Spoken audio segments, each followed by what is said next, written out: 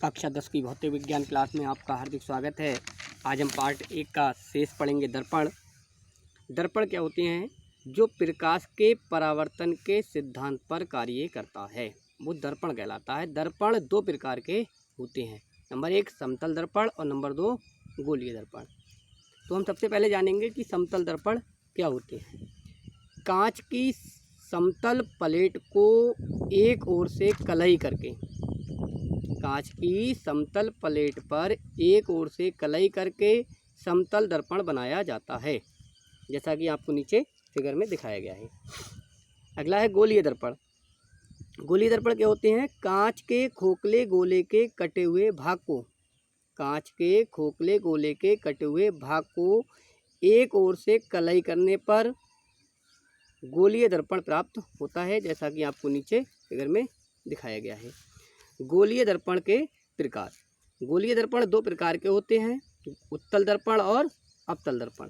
तो उत्तल दर्पण क्या होता है?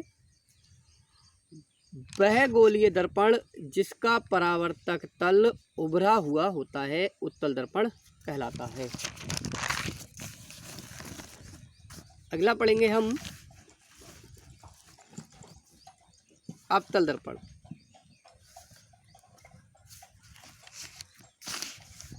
वह गोलीय दर्पण जिसका परावर्तक तल दबा हुआ होता है अवतल दर्पण कहलाता है।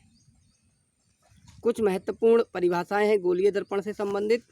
इसमें सबसे पहला है दर्पण का ध्रुव। दर्पण का मध्य बिंदु दर्पण का ध्रुव कहलाता है। वक्रता केंद्र क्या होता है?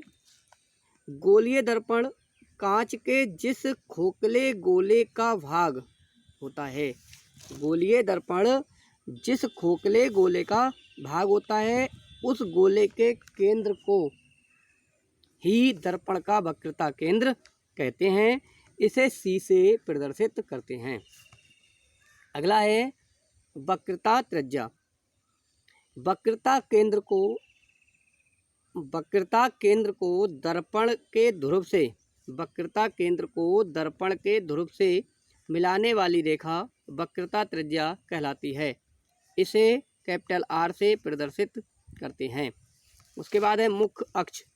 वक्रता केंद्र तथा ध्रुव से होकर जाने वाली रेखा मुख्य अक्ष कहलाती है।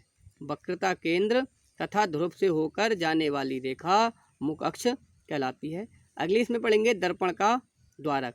दर्पण के परावर्तक तल के व्यास को, दर्पण के परावर्तक तल के व्यास को दर्पण का द्वारक कहते हैं।